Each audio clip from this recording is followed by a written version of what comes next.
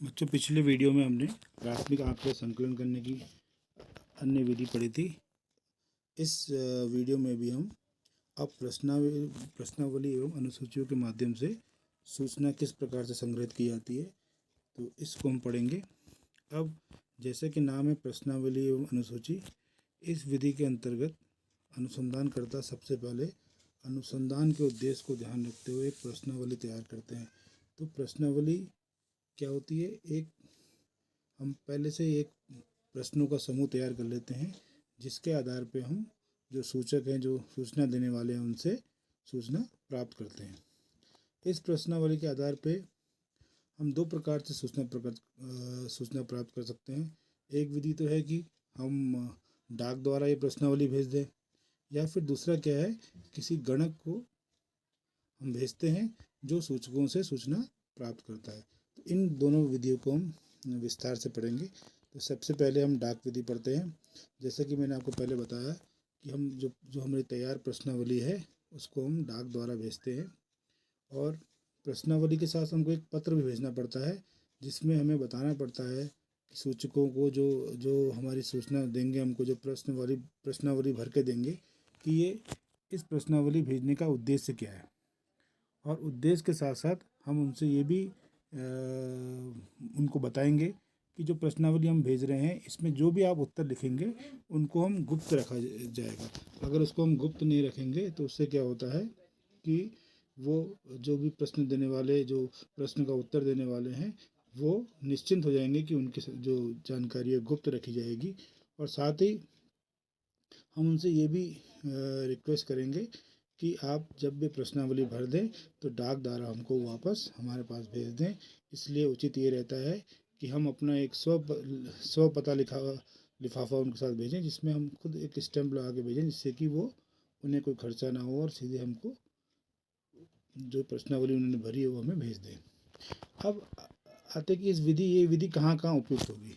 ये विधि जो है ऐसे क्षेत्र में उपयुक्त होती है जहाँ का क्षेत्र व्यापक हो, जहाँ पर जो है हम लोग अगर खुद जाएंगे तो बहुत समय लगेगा। तो उस समय को बचाने के लिए हम इस विधि का उपयोग करते हैं।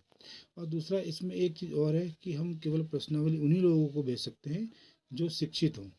अगर वो शिक्षित नहीं होगा तो हमारे सवालों का जो हमने प्रश्नावली तैयार की, उनका जवाब हमें नहीं मिल पाएगा। तो इसलिए ये विधि जो है शिक्षित लोगों के लिए होती है। अब इसके बाद हम पढ़ते हैं कि जो डाक विधि है, इसके गुण भी होते हैं और इसके अवगुण भी होते हैं।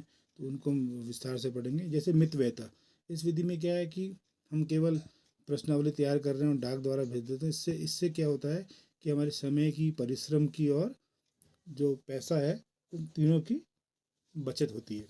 फिर दूसरा आता है मौलिकता। ये आंकड़े क्योंकि स्वयं जो सूचना देने वाले भर रहे हैं, तो हम मान के चलते हैं कि ये सूचनाएं जो हैं विश्वसनीय होती हैं और मौलिक होती हैं। और जैसा कि मैंने पहले ही बताया था आपको, तीसरा जो गुण है इसका विस्तृत क्षेत्र। इस विधि द्वारा हम बहुत बड़े क्षेत्र को जो है कवर कर सकते हैं। अब इसके कुछ अवगुण भी हैं। सबसे पहले उदासीन। अगर जो सूचना देने वाला, जो प्रश्न जिससे हम पूछ रहे हैं, वो अगर उदासीन होता है, तो उदासीन होने के कारण क्या होगा कि वो प्रश्नावलियों को जो है वापस ही नहीं भेजेगा। तो हम किस प्रकार से आंकड़े इकट्ठा कर पाएंगे।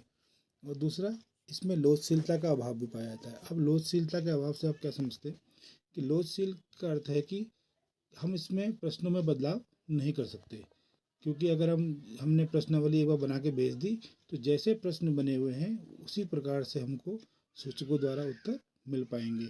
हम सूचक अपने जो सूचना देने वाला है, वो अपने मन से प्रश्नों में बदलाव नहीं कर पाता। तो इसलिए इसमें लोचशीलता का अभाव पाया जाता है। इसका सीमित उपयोग भी है।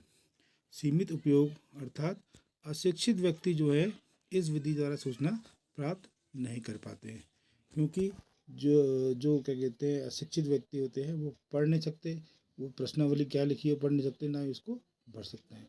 तो इसके बाद अगली विधि जो है गणक विधि में आपको नेक्स्ट वीडियो में पढ़ाऊंगा। Thank you.